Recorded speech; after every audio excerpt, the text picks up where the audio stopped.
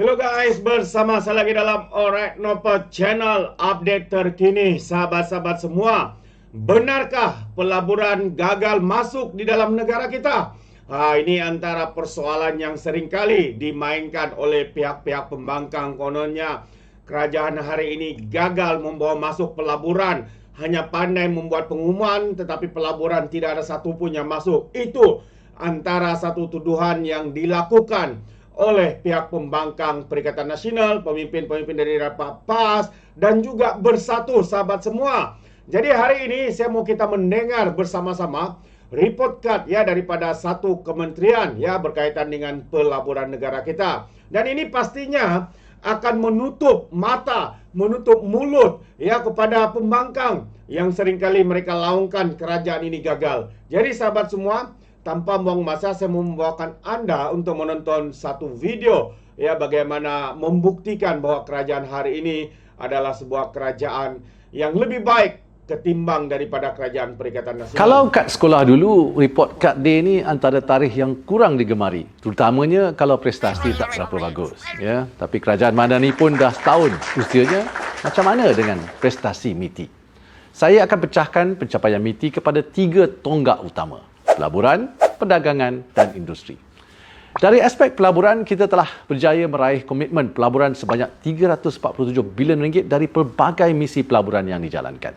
Bagi pelaburan yang diluluskan pula, setakat 30 September ini, 225 bilion ringgit telah diluluskan, 6.6% lebih tinggi berbanding tempoh yang sama pada tahun 2022. Secara purata, pelaburan yang diluluskan bagi 10 tahun lepas adalah sebanyak 222.6 bilion ringgit setahun. Dan untuk 9 bulan 2023 sahaja, kita sudah mengatasi jumlah tersebut. Tapi yang paling penting, jumlah pelaburan yang diluluskan, iaitu 225 bilion ringgit, adalah pencapaian terbaik Malaysia untuk tempoh yang sama sepanjang dekad yang lalu. Inilah bukti daya tarikan Malaysia sebagai destinasi pelaburan.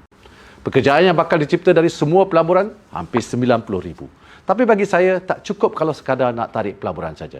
Kita juga menyasarkan pelaburan dalam bidang berteknologi tinggi bagi mencipta peluang pekerjaan berpendapatan tinggi. Sebagai contoh, pelaburan yang diluluskan dalam sektor pembuatan dijangka mewujudkan hampir 49,000 pekerjaan dan hampir 43% pekerjaan ini adalah pekerjaan berimpak tinggi dalam kategori pengurusan, profesional atau teknikal, penyeliaan dan juga pekerja mahir.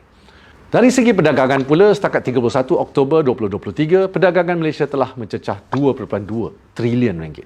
Dari pelbagai misi perdagangan dan pelaburan yang kita adakan sepanjang tahun ini, kita telah berjaya meraih komitmen perdagangan sebanyak 13.4 bilion ringgit. Dan dalam usaha kita untuk mempelbagaikan ekspor, kita telah memberi penekanan kepada pertumbuhan ekspor ke pasaran baharu. Ya. Sebagai contoh, kita telah berjaya meningkatkan ekspor ke Namibia hampir 539%, Kazakhstan 322% dan Puerto Rico 104%. Salah satu sektor yang mempunyai potensi besar ialah industri halal. Flagship program kita ialah MIHAS atau Malaysia International Halal Showcase. MIHAS 2023 mencatatkan prestasi yang sangat memberangsangkan. Kita mencatat jualan 3.11 bilion ringgit, meningkat 24% daripada sasaran 2.5 bilion ringgit. Bagi meningkatkan prestasi ekspor, kita juga menggalakkan penggunaan platform digital bagi memudahkan perusahaan mikro, kecil dan sederhana ataupun PMKS menembusi pasaran luar negara. Alhamdulillah ya, setakat ini hampir 85,000 PMKS telah pun mengekspor melalui platform digital dengan nilai dagangan terkumpul lebih 472 juta ringgit. Bagaimana pula dengan industri? Pelan Induk Perindustrian Baru atau NIMP 2030 baru saja dilancarkan pada 1 September lepas dan merupakan pemangkin reformasi ekonomi badani. Kita ada 3 sasaran utama untuk memacu pertumbuhan bernilai tinggi negara. Pertama, kita sasarkan nilai tambah sektor perindustrian kepada KDNK sebanyak 587.5 bilion ringgit. Mungkin yang ini ada yang tak berapa jelas, tapi saya yakin ya, sasaran kedua dan ketiga ini mesti seronok rakyat dengar. Sasaran kedua ialah kita nak wujudkan 3.3 juta peluang pekerjaan. Sasaran ketiga ialah menaikkan gaji pertengahan daripada sekitar RM2,000 sekarang ya ke RM4,510. Tapi Kita tak berhenti di situ saja. Kita juga ada pelan hala tuju industri kimia atau CIR 2030 yang dilancarkan pada 4 Ogos yang lepas. Dan CIR 2030 bakal melonjak daya saing Malaysia sebagai hub utama industri kimia di Asia Pasifik dengan nilai tambah sebanyak 40 bilion ringgit menjelang 2030. Kita juga baru melancarkan IESG pada 2 Oktober lepas bagi mempercepatkan peralihan ke arah amalan mampan bagi syarikat pembuatan. Mengapa ESG ini penting? Banyak pasaran sekarang mensyaratkan pematuhan ESG sebelum kita boleh mengeksport ke negara mereka. Jadi, kalau kita tak berubah, maka kita berisiko kehilangan akses kepada pasaran tersebut. Tahun ini saja MITI telah mengadakan libat urus dengan 770 syarikat di Kuala Lumpur, Pulau Pinang, Johor, Pahang dan juga Sarawak. MITI akan mendekati lebih banyak syarikat, khususnya PKS, pada tahun depan untuk membina kapasiti syarikat kita dalam pematuhan ESG. Itulah dia ringkasan pencapaian MITI bagi tahun ini. InsyaAllah, kami di MITI akan terus melipat gandakan usaha demi kesejahteraan rakyat Malaysia. Terbaik sahabat-sahabat semua. Itu dia. Ya, kita boleh nampak ya sebenarnya bagaimana apa yang dikatakan oleh pihak pembangkang, kononnya hari ini kerajaan gagal, tidak ada pelaburan lari dan sebagainya. Itu adalah satu tuduhan ya dan juga fitnah besar daripada pihak pembangkang yang hanya mau mewujudkan persepsi kononnya kerajaan ini gagal, tapi realitinya ya kita boleh melihat bagaimana pelaburan semakin ya baik dibanding dengan kerajaan-kerajaan sebelum ini pada tahun 2022 juga tahun 2021 sahabat-sahabat semua. Jadi apa pandangan anda boleh berikan komen anda. Dan satu lagi yang menarik untuk saya ingin kongsikan bersama dengan kita hari ini adalah ulasan ya daripada mantan ular Makpas yang kini sudah keluar daripada parti PAS. Siapa yang nak kenal dengan Ustaz Khairuddin ya, katanya dosa besar tuduh orang Islam lain sebagai munafik.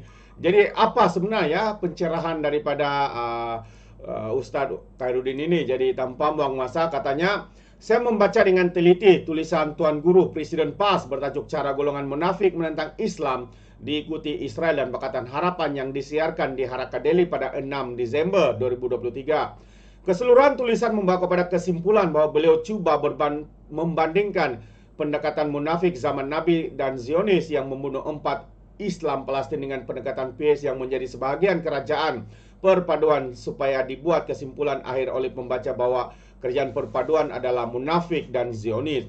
Ulasan awal saya adalah tonggak kerajaan perpaduan adalah Muslim yang mengucapkan syahadah, katanya, yang sayangkan Allah dan Rasul di kalangan pimpinan UMNO, PKR dan Amanah, sama seperti pimpinan dan ahli PAS mengucap syahadah. Amat tidak wajar dan tidak berakhlak menuduh orang lain sebagai munafik kerana berbeza parti politik dan berbeza dalam kerjasama politik.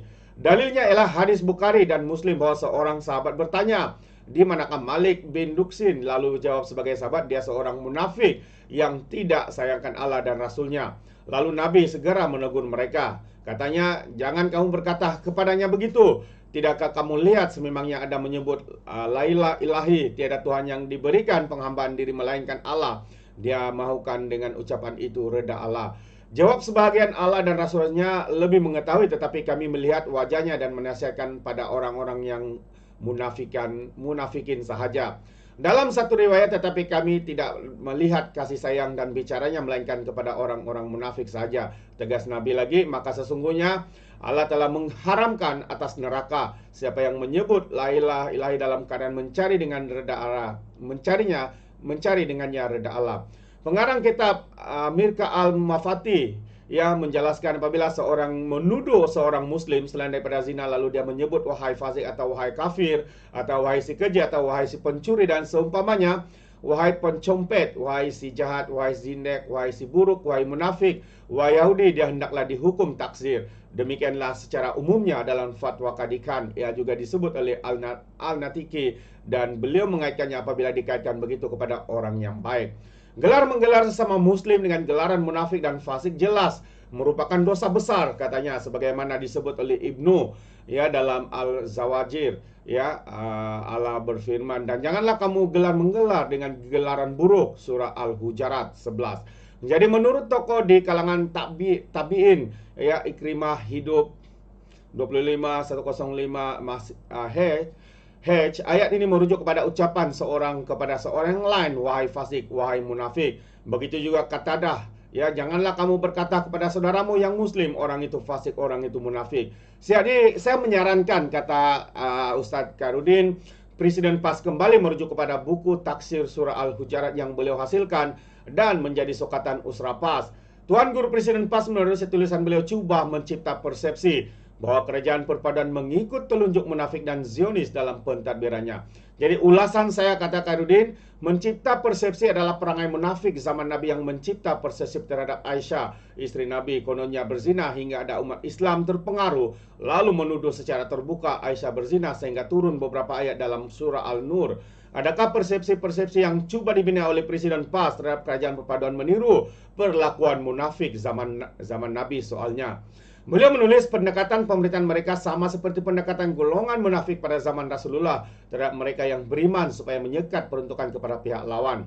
Katanya, jika itu perbandingannya, maka sifat munafik juga terpalit pada PAS yang turut tidak memberikan peruntukan kepada wakil rakyat UMNO di Terengganu pada tahun 2018. Kemudian pada era Muafakat Nasional diberi sedikit dengan amount yang tak sama jauh, ya, dengan wakil rakyat PAS karena peruntukan dibahagikan dengan 10 orang pelaras DUN daripada PAS di 10 DUN yang dimenangi oleh UMNO. Tuan Guru Presiden PAS menulis, maka konsep yang digunakan pakai oleh Pakatan Harapan menapati demokrasi di Palestina yang memenangi pilihan raya dan mencapai majoriti yang mencukupi.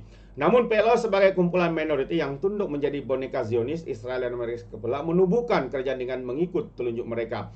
Beliau membandingkan Zionis yang menolak kemenangan Hamas di Gaza dan kononnya mengiktiraf PLO menubuhkan kerajaan mengikut telunjuk Zionis, seperti mana kerajaan perpaduan yang merupakan kerajaan minoriti tetapi menjadi kerajaan. Jadi siapa minoritas sebenarnya? Soal Khairuddin. Saya tak nak mengulas isu Hamas dan PLO meskipun ada fakta beliau yang mengelirukan. Tetapi tidak adakah kalangan pemimpin PAS yang boleh menyedarkan Presiden PAS bahwa PN hanya mempunyai 74 kursi berbanding 82 kursi daripada Pakatan Harapan? Siapa yang menderita sebenarnya? Soalnya lagi. Jadi Presiden PAS sudah lupa barangkali pasca PR15 tiada parti mendapat majoriti muda, yaitu 112 kursi untuk membentuk kerajaan.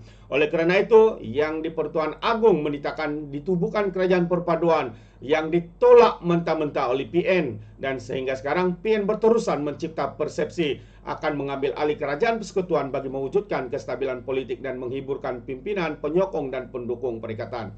Jadi Presiden PAS menulis golongan munafik mengejek dengan lisan, tulisan, lukisan dan sebagainya karena melakukan penghinaan terhadap mereka yang berjuang menegakkan Islam sebagai pengemis yang hina meminta sedekah.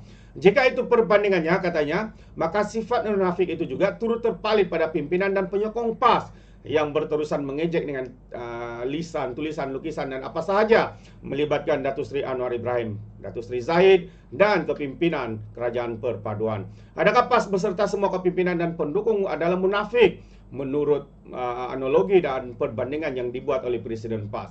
Jadi kesimpulan saya, katanya, saya mencadangkan agar Tuan Guru usahalah menjadikan tuduhan-tuduhan seperti munafik, musuala, Zionis dan seumpama sebagai modal politik menghentam pihak yang berbeza pendirian politik. Berpolitiklah secara damai dan berakhlak sebagaimana budaya politik matang dan sejahtera yang telah diluluskan oleh Majlis Surah Ulama PAS pada tahun 2016.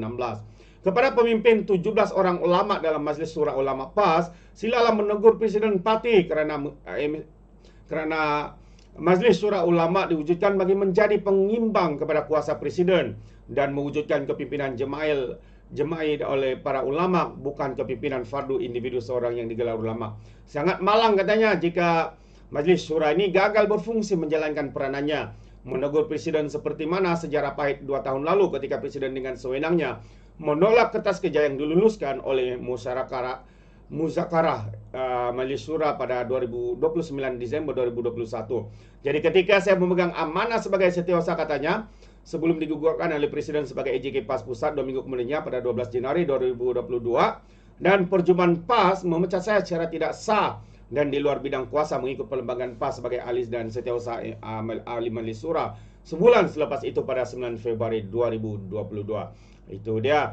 Jadi ini adalah tulisan dan kenyataan daripada mantan, ya, pemimpin UMNO, pemimpin PAS yang kini bersama dengan UMNO dalam kerajaan perpaduan. Jadi sahabat-sahabat semua, ini adalah satu ulasan yang padu ya daripada mantan pimpinan PAS ini dan menunjukkan bagaimana ya munafiknya, bagaimana hipokritnya pimpinan Presiden Lebay PAS ini sehingga membuat kenyataan seperti itu. Jadi sahabat semua, bagaimana pandangan Anda? Anda boleh berikan komen dalam ruangan komen. Jadi izinkan saya untuk mengundurkan diri dan seperti biasa peribahasa mengatakan tapapun kangkap 2 tahun keinginan. Dalam bahasa Melayunya tepuk dada tanya selera. Sekian saya daripada Alright Dapat Channel. Kita berjumpa lagi. Bye bye.